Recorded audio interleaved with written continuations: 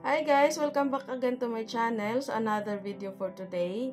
So, ito yung makikita mo na guys. Ayan yung Torres Farm. So, ayan yung itinerary ko for today. So, Torres Farm guys is located siya sa Naik, Cavite. So, medyo dulo na siya. So, ayan. Ayan, papasok na ako guys. So, napapanood ko lang din kasi siya guys sa YouTube. So, na-curious ako kung anong meron dito. So, first time ko din talaga dito. Ayan. So, ayan, unang bumungad guys, ayan yung sa Netherlands na landmark. So, ang ganda. Kamukhang kamukha talaga. So, ayan. Tapos, ang daming mga trees. Ayan. Eiffel Tower guys ng Paris. Ayan. Tanaw ko na. So, ito pa lang yung sa ngayon kasi alam ko madidevelop pa to. More attraction pa yung gagawin nila. So, ayan. You need to pay 200 pesos guys yung entrance niya. So, ayan. Sulit naman. Tingin ko, ayan no. Ang ganda. So, ayan. So, ayan, mapapansin mo, ang daming nagpapapicture, kukuha ng video. Tapos, pag nature lovers kayo guys, ayan, ma-appreciate nyo yung ganitong lugar. So, very relaxing siya. Ayan, chill-chill lang. So, ayan, makikita mo yung pangalan ng I Love Torres Farm. So, ayan. Good din po siya guys para sa sa mga family outing. Yun may mga area na yun, pwede kang tumambay. So, ayan.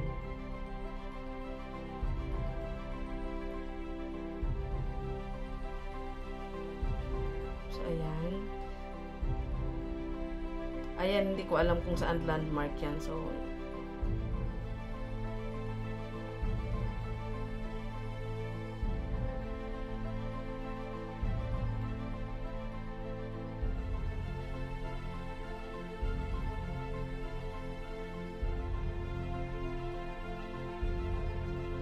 ayan, merong mini pan. Ayan.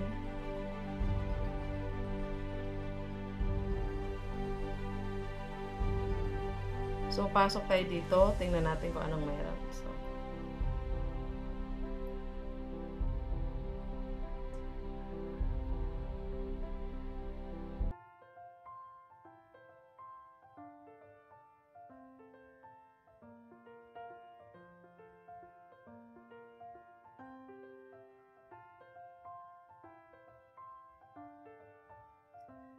So, ayan. Pool pala. Ayan. Swimming pool.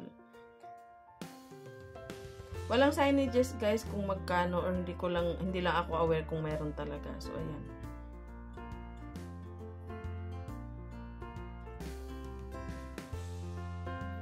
So, ayan. Masasabi mo lang talaga guys, ayan, isang wow. So, ayan, landmark ng Singapore and bumubuga ng tubig.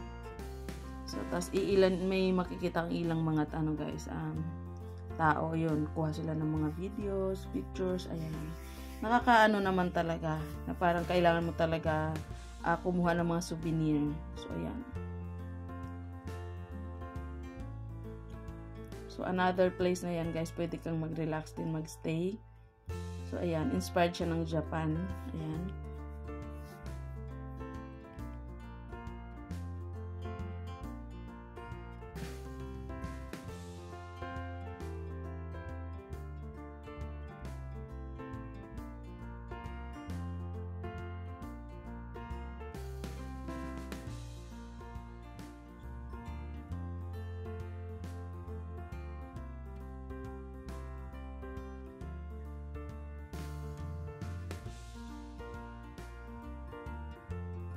So, ayan, bago mo marating yung pool, guys, kaya yung swimming pool, ayan, kasi nasa dulo pa siya. Ayun, marami ka talagang makikita. So, ayan. Ayan, may mga surfboard. So, ayan na siya, yung pool.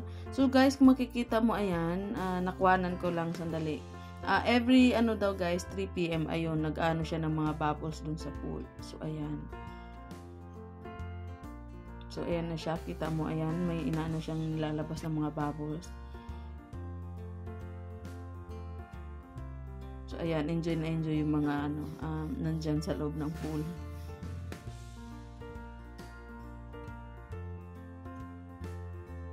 Tapos, ayan, may mga room. Siguro doon yan, intended yan puro doon sa gusto mag-overnight. I've heard na medyo, sobrang, mahal yung, pag nag-overnight ka. So, ayan. Hindi swak sa budget namin. So, ayan. So, ayan yung Statue of Liberty. Ayan. Yung sa Cairo, Egypt. Ayan. Tapos, ikot ulit. Kasi, ang lawak niya, guys, eh. So, parang yung, mo, half day mo, ayun, konti, maikot mo na siya yung buong area. So, ayan. So, ayan, picture. Bawat anggulo, may kailangang may makuha. So, ayan. Ayan siya. Ayan, may makikita mo rin ayan, mga duck. Ayan. Pasyalan talaga, guys, siya. Maganda talaga.